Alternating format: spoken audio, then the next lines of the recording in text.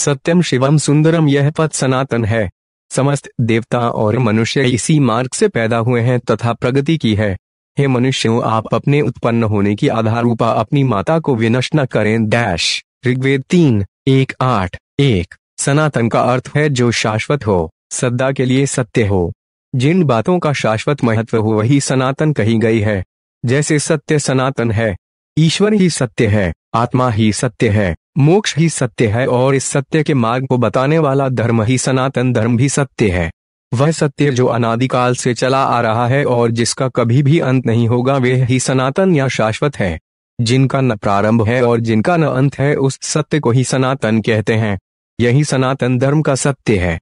वैदिक या हिंदू धर्म को इसलिए सनातन धर्म कहा जाता है क्योंकि यही एकमात्र धर्म है जो ईश्वर, आत्मा और मोक्ष को तत्व और ध्यान से जानने का मार्ग बताता है। मोक्ष का कॉन्सेप्ट इसी धर्म की देन है। एक निष्ठता, ध्यान, मौन और तप सहित यम नियम के अभ्यास और जागरण का मोक्ष मार्ग है, अन्य कोई मोक्ष का मार्ग नहीं है। मोक्ष से ही आत्मज्ञान और ईश्वर का ज्ञान होता है। यही सनातन धर्म का सत्य है।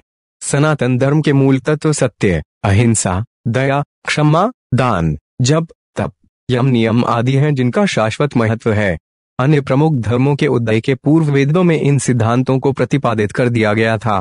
तमस्तोमा सद्गमय, तमसोमा ज्योतिर्गमय, मृत्योर्मा अमृतम गमय। दैश्वर्यदारण्य उपनिषद भावार्थ, अर्थात हे ईश्वर, मुझे असत्य से सत्य की ओर ले चलो, अंधकार से प्रकाश की ओर ले चलो, मृत्यु से अमृत की ओर ले चलो।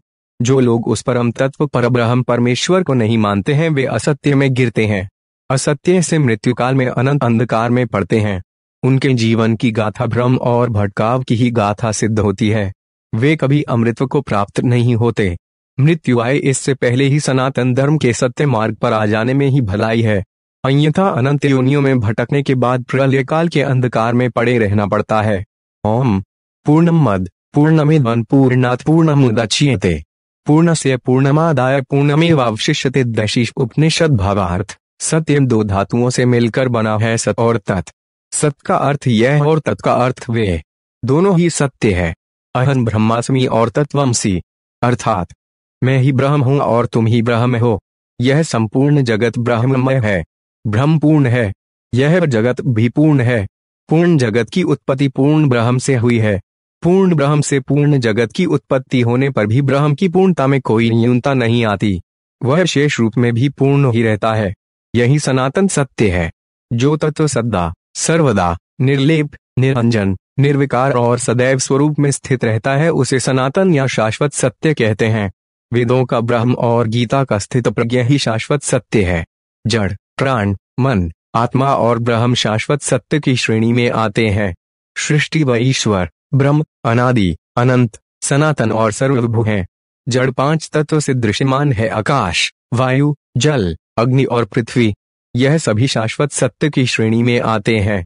यह अपना रूप बदलते रहते हैं किंतु समाप्त नहीं होते। प्राण की भी अपनी अवस्थाएं हैं, प्राण, अपान, समान और यम। उसी तरह आत्मा की अवस्थाएं हैं, जागृत, स्वप्न, सुसुप्ति और तुरया। ज्ञानी लोग ब्रह्म को निर्गुण और सगुण कहते हैं। उक्त सारे भेद तब तक विद्यमान रहते हैं जब तक कि आत्मा मोक्ष प्राप्त न कर ले। यही सनातन धर्म का सत्य है। ब्रह्म महाकाश है तो आत्मा घटाकाश। आत्मा का मोक्ष परायण हो जाना ही ब्रह्म में लीन हो जाना है। इसीलिए कहते हैं कि ब्रह्म सत्य है, जगत मिथ्या। यही सनातन सत्य है और इस शाश्वत सत्य को जानने या मानने वाला ही सनातनी कहलाता है। हिंदुत्व, ईरानी अर्थात पारस्य देश के पारसियों की धर्म पुस्तक अवेस्टा में हिंदू और आर्य शब्द का उल्लेख मिलता है। दूसरी ओर अन्य इतिहासकारों का मानना है कि चीनी यात्री हुए इंसान के समय में हिंदू शब्द की उत्पत्ति इंदु से हुई थी। इंदु शब्द चंद्रमा का पर्यायवाची है। भारतीय ज्योतिषीय गणना का आधार चंद्रमास ही है।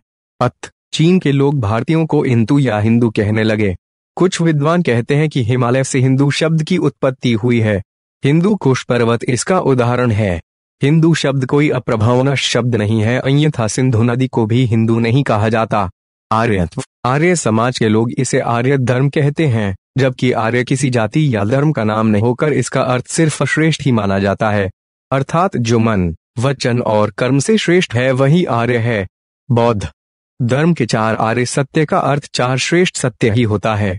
बुधवार कहते हैं कि उक्त श्रेष्ठ व शाश्वत सत्य को जानकर अष्टांगिक मार्ग का अनुसरण करना ही इस धम्मो सनातनो अर्थात यही है सनातन धर्म।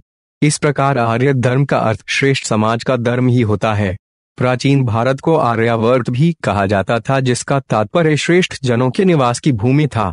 सनातन मार्ग विज्ञान जब प्रत्येक वस्तु, विचार और तत्व का मूल्यांकन करता है तो इस प्रक्रिया में धर्म के अनेक विश्वास और सिद्धांत धराशायी हो जाते हैं। विज्ञान भी सनातन सत्य को पकड़ने में अभी तक कामयाब नहीं हुआ है, किंतु वेदांत में उल्लेखित जिस सनातन सत्य की महिमा का वर्णन किया गया है, विज्ञान धीरे धीरे उससे सहमत होता नजर आ रहा है। हमारे ऋषि मुनियों ने ध्यान और मोक्ष की गहरी अवस्था में ब्रह्म, ब्रह्मांड और आत्मा के रहस्य को जानकर उसे स्पष्ट तौर पर व्यक्त किया था। वेदों में ही सर्वप्रथम ब्रह्म और ब्रह्मांड के रहस्य पर से पर्दा हटाकर मोक्ष की धारणा को प्रतिपादित कर उसके महत्व को समझाया गया था।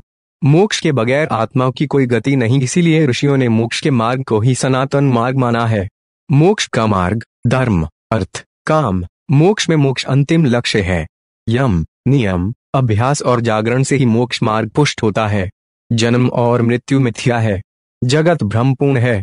ब्रह्म और मोक्ष ही सत्य है। मोक्ष से ही ब्रह्म हुआ जा सकता है। इसके अलावा स्वयं के अस्तित्व को कायम करने का कोई उपाय नहीं।